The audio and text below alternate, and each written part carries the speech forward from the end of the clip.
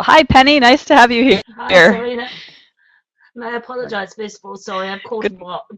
bot overnight, so I hope my voice lasts. Oh But I'll boy, do my best. Penny, thank you so much for joining us. I know it's what, like 5:30 Oh, in the morning over there in New Yeah, Zealand? yeah, 5:30 yeah, tomorrow morning. So yes, thank yeah. you so much for for coming to join us. And here I'll step out of the way so you two can get started. all right. Thank Great. you. Thanks, Corey.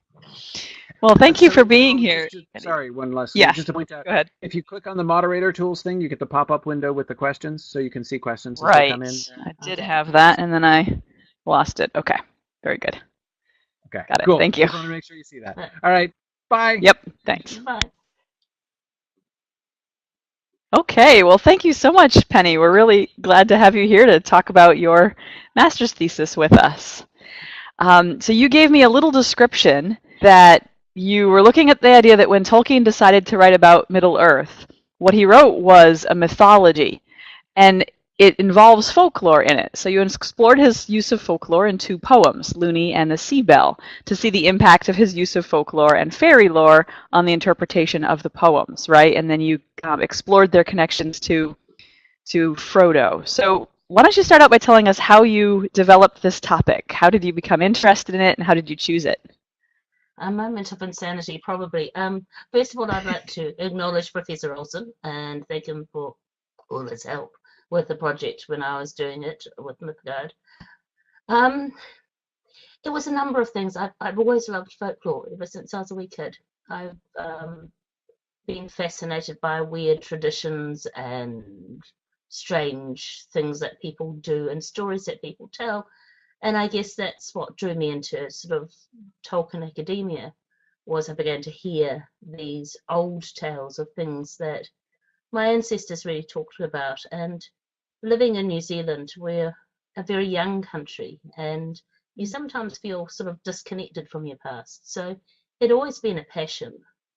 And then listening to Prof. Shippey used to drop in little tantalizing bits like Pig Powler and Jenny Greenteeth. And I thought, it really made me think Tolkien was writing mythology. He wasn't writing an anthology, he was writing a mythology for England. And mythologies involve folklore. And so it sort of got me thinking, well, how is he using folklore? Is he using folklore apart from these little snippets that you hear about? Um, so really, it was sort of following my passion, following my curiosity, um, and maybe trying to fill in a gap in a more sort of concise or sort of detailed approach rather than just tidbits when I first started off. Yeah. Yeah. So when you say he wasn't writing an anthology, I could imagine a different type of writer doing that, saying, I've invented this whole language and history, and what I'm going to present is more like an encyclopedia or a connection of bits that pretends to be nonfiction. And of course, fantasy writers have done that, and some of Tolkien's other materials are that way. But that's not what he gave to the world, is it? It's a coherent story. No, that's right. And as I said, when you go into it, there is a lot there. I was actually surprised. It was one of the things that surprised me when I started doing this was how much folklore there is tucked away in there that you maybe don't see, but it's there. Yeah. Yeah. So yeah, that's really how it started. And then I decided I wanted to avoid Middle Earth because Middle Earth is limited. If you're going to deal with folklore in Middle Earth, he is restricted what he can do. You can't just sort of say, "Oh, look, I'm going to have white hairs popping up and down on the top of the Hobbit house for no particularly good reason." You've got to have a kind of sense of why things are happening, and that's really sort of part of his very important part of the sort of integration of his stories. So I wanted to get away from that so he could do anything he liked. Now, as it happens, he does relate the second the Sea Bell later on to his Lord of the Rings mythology by scribbling across the manuscript Frodo's dream. But originally it was sort of outside his Mm-hmm. legendarium. Okay. Well, let's take one step back for a minute and make sure that we get definitions of terms. So how did you define folklore in your project, and are there differing definitions? Do different scholars debate over exactly what counts as folklore? Yes, they do. I mean, I didn't actually go into that hugely in my thesis, partly because I kept on being told, write less, well, write more, but write less.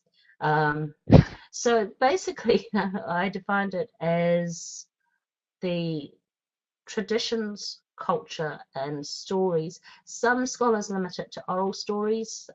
I didn't, because both oral stories are difficult to access from where I am, but also there was a great tradition around sort of Victorians and Tolkien's time of writing down folklore, and writing down these tales, so that I think often he was drawing on those written down tales. People like Catherine Briggs and things were really trying to collect up the folklore, partly from a feeling that these were going to fade, it was going to go away, we were going to lose it, because of the communities breaking up so much.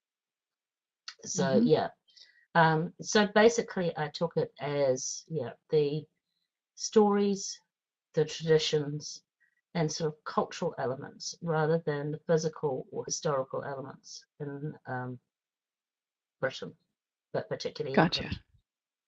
Yeah, that was a huge craze at the time, wasn't it? People were afraid that these stories were going to be lost as older people who knew them orally died, and if they didn't pass the stories on.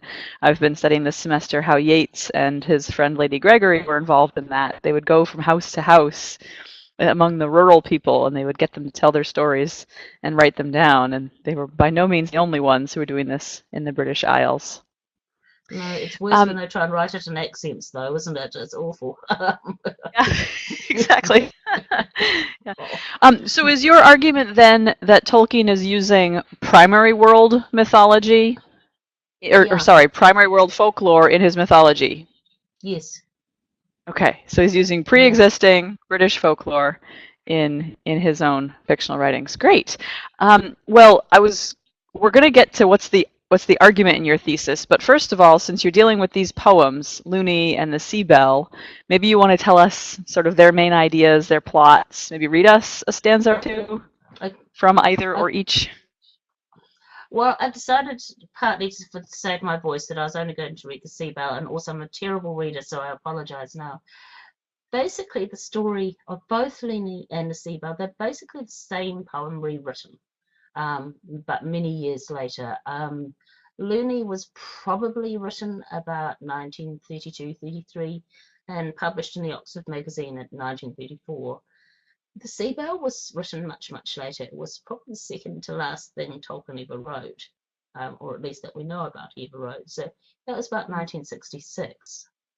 And so it was two very different phases of his life for a start off. One, he's a relatively young man, young family, and then later on, he's an old man, pretty isolated. So, very different times. But basically, the plot of the poems are very similar. It's a man standing on a shore, and one way or another, he comes across a boat. In Loony, he comes on the boat. In the Sea Bell, he sees the boat, which one of the things I tried to do when I was doing my thesis was really focus down on individual words and actually try and pay attention to that, because it can change your meaning quite markedly when you do that. So anyway, you've got this guy standing on the seashore. He comes on this boat, he climbs in, and he's taken to Fairy. And when he's in Fairy, he breaks a taboo or prohibition of some kind. Now, they do it in quite different ways and with different intentions, but they both do it. And as a consequence, they're driven mad. But once again, driven mad in different ways. And then after a year and a day, which is a typical fairy term, they are returned home and become isolated from the rest of the community. And that's basically the plot. But as I said, there are subtle differences. Right.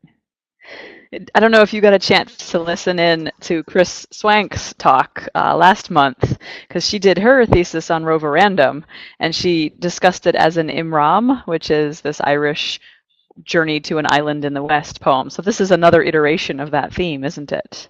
Yeah, and yeah, that's going to be one of the things I look at in my thesis later on, is actually doing some more on sort of journeys to Fairy, and Fairy Great. was often an island. Yeah. Now, did you want to read a couple stanzas of the Sea Bell, or did you want Yeah. me to save your voice? Either's fine. Actually, if you wouldn't mind, that would I'd really appreciate it. What I'd really like is probably the crux of the whole thing is, if you've got it in front of you, there is Yep. the echo of song all the evening long, that stanza and the one after, because this is really where the Voyager, which is the man I'll call sort of from the Sea Bell, so I'll call Looney and the Voyager, the man from the Sea Bell. This is really where his downfall comes, and where he really is the sort of major departure from Looney. Okay, so I'll read those two stanzas from the Sea Bell. You said starting with, there was echo of song all the evening long? That's the one, and the one after. All right. Yeah, There was echo of song all the evening long down in the valley, many a thing running to and fro, hares white as snow, voles out of holes, moths on the wing with lantern eyes. In quiet surprise, rocks were standing. I think I have some typos in this version. no, Staring Brox is out right. of doors. Okay. Brox is I heard Badgers. dance. All right, excellent. I didn't know that. Badgers. I heard dancing there, music in the air, feet going quick on the green floors. But wherever I came it was ever the same. The feet fled, and all was still. Never a greeting, only the fleeting pipes, voices, horns on the hill. Of river leaves and the rush sheaves I made me a mantle of jewel green, a tall wand to hold, and a flag of gold. My eyes shone like the star sheen. With flowers crowned I stood on a mound, and shrill as a call at cock-crow. Why do none speak wherever I go? Here now I stand, king of this land, with gladden sword and reed mace. Answer my call, come forth all. Speak to me words, show me a face. Great, thank you. That do? Yeah. Okay. So this is where, as I said, the Voyager has arrived at Fairy, and it sort of goes right back to when he's standing on the shore. As I said, Looney actually comes on the boat. The Voyager merely sees the boat, and he sort of assumes it's for him. But of course, in traditional fairy lore, fairies are invisible, so you may or may not be able to see them. And there is a voice, and what's really unclear in the whole thing is who's speaking, because there's a voice that says it's later than late. Why do we wait? Bear me away. Now, is that the Voyager speaking to himself? Is that the Voyager assuming there's an invisible fairy there and saying, "Oi, I want to hitch a ride"? Is it another fairy talking to another fairy, and the Voyager is nothing to do with it, and he's sort of a stowaway on the boat? We don't know who's speaking. It's not really clear in the poem, but what is clear is that the Voyager is given a sign. He does find this white seashell, which interestingly I was hearing last night, seashells were often used by witches as curses to sink boats. But when he actually listens to the seashell, he hears a bell. And once again, it's what is the spell? What does that mean? Is it a warning? Is it simply a buoy and it's just, a buoy in the harbour? Or is it a warning not to go? Is it a call to church? Also, bells were used as souls crossing over, a sign that a soul was going, were often used in funerals as a sign that the soul was passing over. So there's a lot of ambiguity. We're sort of in a liminal space, and there's a lot of ambiguity around what's happening. But anyway, both end up on the boat, and as they go across, Looney is looking out. He's trying to connect with the world. Whereas the Voyager goes to sleep. He sort of withdraws into himself. So once again, we've got quite sort of Looney's invited. He's connecting with the world. He's reaching out to the world. The Voyager is going the other way. He's drawing in. He's becoming more self-centered. And so when I get to the land, the sort of greeting is quite different. Looney is, it's a beautiful land. But it's dark, it's twilight, it's grave-like. There's jewels, there's stones like bones. You know, it's almost like he's gone across the sea to a kind of underworld. Yeah. And the Voyager finds the same thing, but he finds it's a much harsher world. The reefs are like teeth. Looney slays, he cuts the vegetation and makes himself a garment. And the wood he enters is kind of dead. So the plant life is dying or dead. You know, he's slaying it or dead. Whereas in the sea vale, it's actually frankly homicidal. It's, you know, swords, gladden swords. It's reed-like arrows. You know, sort of everything's sharp and negative and hostile. And as you can see, you know, the fairies are around Looney. He can't connect with them in some ways, but they're around him, whereas they flee from the Voyager. Even the starlight in Looney, the starlight actually enters his eyes. Actually, he becomes sort of drawn into the world, whereas, you know, the Voyager isn't. He has, you know, his eyes shine like starlight, but the starlight doesn't actually enter his eyes. Subtle difference, but important difference. So, as I said, they both break taboos. Yeah. And are both of those attitudes towards fairy or the other world, are they each found in various threads of folklore? Yes, they are. I mean, you know, fairies are very ambiguous figures. They're not, they have their own morality, and it's not our morality. They are, well, probably a bit like us, quite self-centered in their needs. You know, it's, you know, if I want to take a human to act as a midwife, I will take a human to act as a midwife. You know, they'll drag unsuspecting people into dances and, you know, sort of throw them out at the end of a year and a day, which doesn't sound like much, but of course, time, as we see in Lothlorien, time passes differently in fairy than it does in our world, and so that, you know, they can be thrown out 300-400 years later, and everyone they know is dead. Right. So, you know, yeah, so fairies can be, and they can do nasty tricks. They can, you know, flick elf shot at you and drive you mad, or give you heart failure. Was water elves were supposed to give people heart failure, or give you a stroke, or take young people before their time. You know, women dying in childbirth are often thought to be taken by the fairies. So you're not only just changelings, the babies being taken, but also the wives. And I don't know if anyone saw Jonathan Strange and Mr. Norrell. If anyone's seen that, there's a woodwife in that, and that was exactly what that was. It was, you know, the old tradition of a woman being taken by the fairies. Yep. I Yeah, started and rewatching it last night, and I'm reading the yeah. collection of short stories as well, Ladies of Grace said too. Well, we might a couple other questions about the actual content of your thesis, but I do want to move into some of the scholarly and critical discussions. So while I do that, let me say to everyone who's listening, do send in questions. Send in any questions for Penny, observations that you may have as well. That would be great. So who were some of the scholars whose work was most important to you as you went through this project?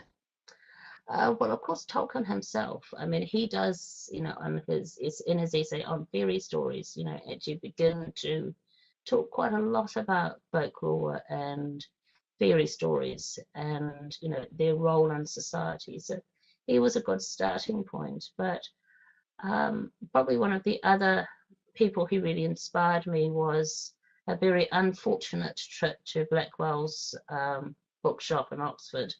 And I picked up a couple of books by Catherine Briggs, who was one of the big folklorists who actually sort of wrote about and had recorded a lot of tales. So she was quite an important influence. And then, yeah, I guess quite a lot of Victorian folklorists. I'm just pushing out my reference list because there were a lot of them. But sort of Rees and his Celtic folklore was another sort of Sykes and British goblins. You know, these guys were really writing about the origin of fairy and who the fairies were, and that was sort of important. Hall, Elric Hall, and his Elves in Anglo-Saxon England was another more modern writer, as was Carol Silver, who writes it's Strange People. I think her book is Vernon Flegel, of course, writes quite a lot about fairy. And then there is another one, and I didn't actually use it for this one, but Henderson and her book on Scottish fairies is another really good sort of reference source. Okay.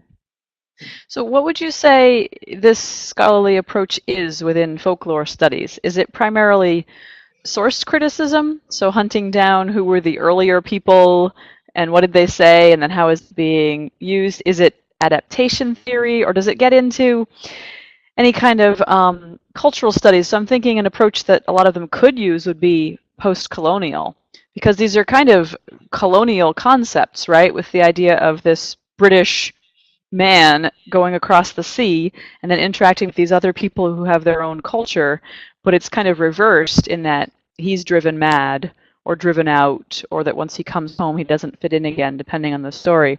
So I could see a lot of post-colonial tensions working in there. So what approach do these scholars tend to take? Generally, it's more source material stuff is the ones that I was reading. Yes, you know, I didn't want to take a post-colonial approach actually, because I felt partly that would have been to some degree foreign to Tolkien, not absolutely foreign to Tolkien, but a bit foreign to Tolkien's sort of viewpoint. He was very much a British nationalist and proud of his heritage, and I guess I didn't want to, and I didn't want to taint too much what I was looking at with my own perceptions, my own worldview, as much as I could. So I really just tried to look at just very close reading and pulling out.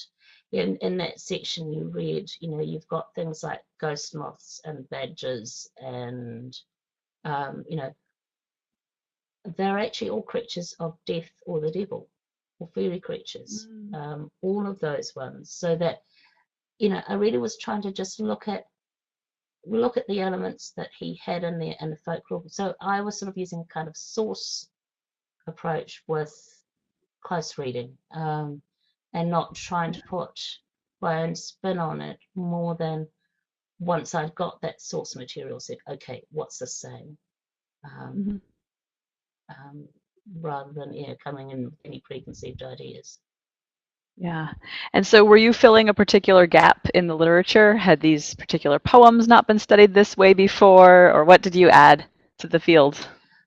Well, it was certainly an area that hadn't been studied that much. The poems themselves, I think, once again, Professor Shippey said that, you know, these were poems that really hadn't been looked at very much as a group. And yeah, once again, folklore hasn't been looked at that much. So, you know, which is a gap I'm trying to sort of fill in with my current thesis, is yeah, sort of combining the two. Great. So yeah. And we'll come back to that in a minute. We have a question from Sarah Lagarde. Given our current season, time of year, I'd like your read on the Halloween-like creatures that are mentioned. After the traveler demands the fairies speak to him. The owls, beetles, spiders, hunting bat shadow. There's a change of seasons from late summer to winter. But what else in folklore is involved? I think that one, I really took that as when he, just to backtrack a little bit, I should say that when they break the taboos of fairy, they do so in very, very different ways. Looney breaks the silence. He yells. There's a dark cloud that comes over, a loud noise, and he lets out a cry. Now, one of the things you don't do in fairy is speak. There's often a sort of real taboo about. Now, that comes from Thomas of Eccleston, and it possibly is that Thomas and the Queen of Fairy were having an affair, and she really didn't want the King of Fairy to find out, is part of her reason for stopping speaking, but it became one of the traditions. So he does a non-deliberate, relatively minor break, whereas, as you can see with the Seabell, the Voyager, he comes and he lies, he tries to claim dominance over the fairies, he makes his voice like a cockcrow, which is, you know, one of the things if you want to free someone from fairy is you take along a cock, because the crow of the cock the fairies can't stand, and it is sort of like a torment to them. It really hurts them and is unpleasant. So, you know, basically it's, and he drinks the water, which and he tries to steal from them by taking all of stuff and filling his pockets with the jewels. So, you know, how to cheese off a fairy 101 is everything that the Voyager does is really, you know, likely to highly upset. So the take I took on the spiders and the beetles and things was, it's really a decay. It's, as Sarah says, it's death, it's decay. And the Voyager in that is sort of put into a kind of catatonic state. He is drained of life. He is drained spiritually. He is sort of frozen in this place. So I didn't see more than that in that particular environment as more a decay, a winter, a drawing down of life and energy, which is very much what happens in that place. Whereas the Looney is, when he's sent mad, initially he's still, but then he's running over hills, under hills. He's much more in this sort of frame of Sir Orfeo, Merlin, Lancelot, the sort of wild man insanity.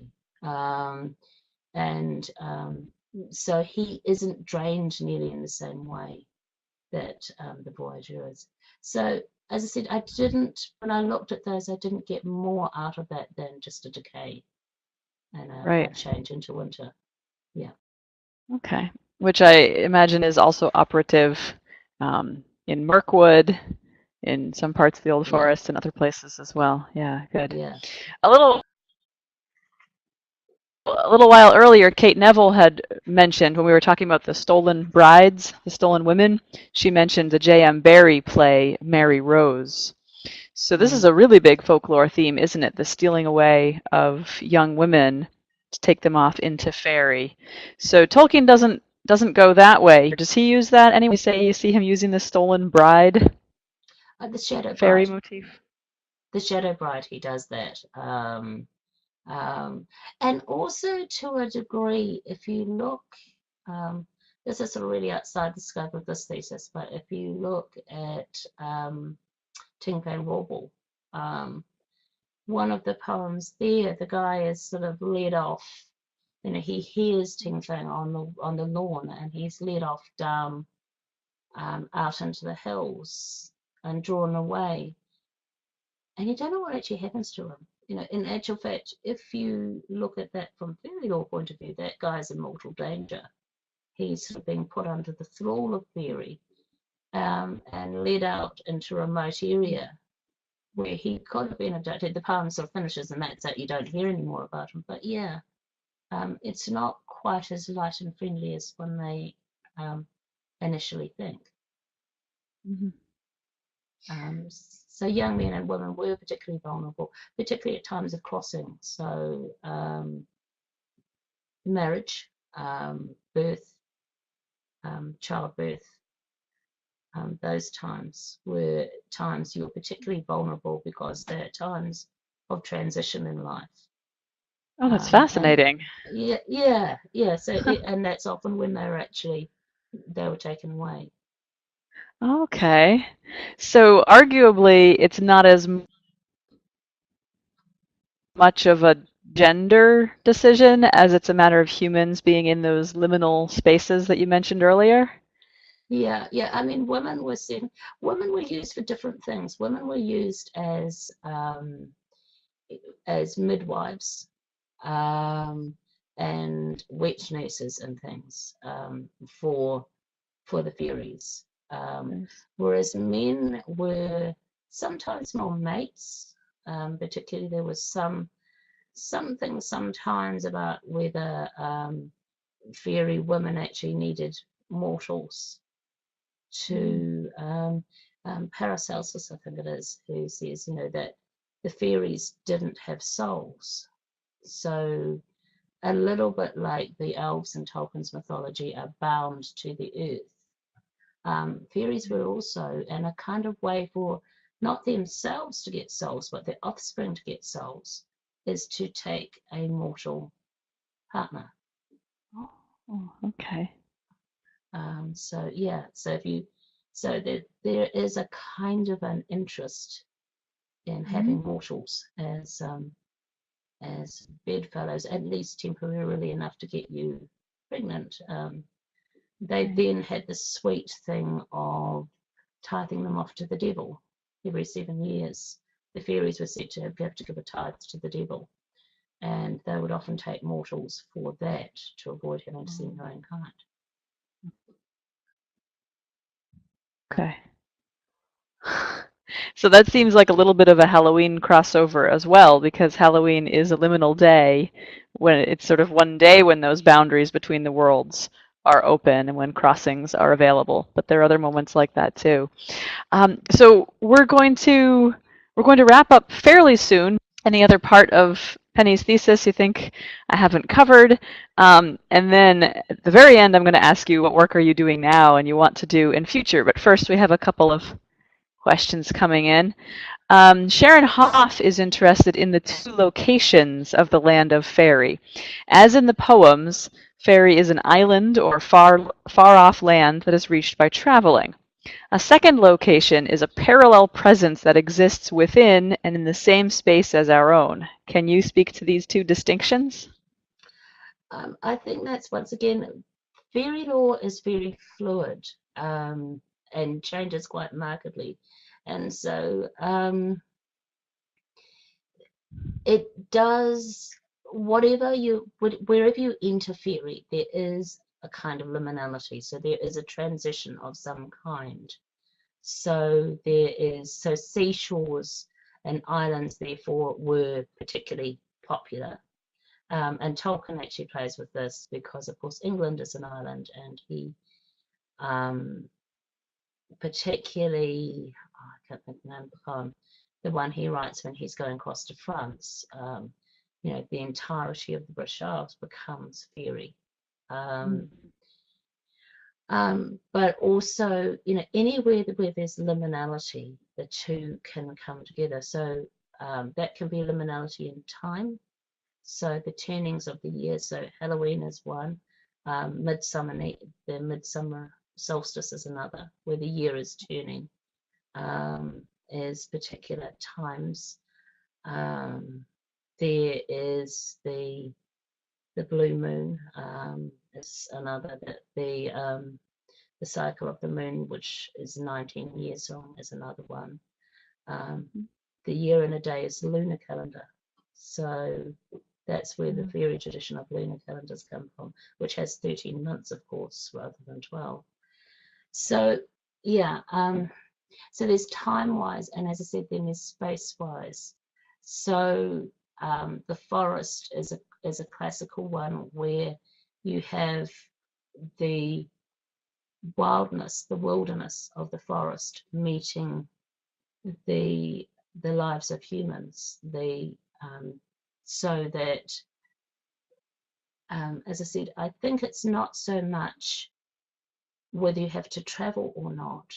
It's whether there is a liminal space or not is the key to actually getting into fairy. So anywhere where you have liminality, where you have transition, Yeah.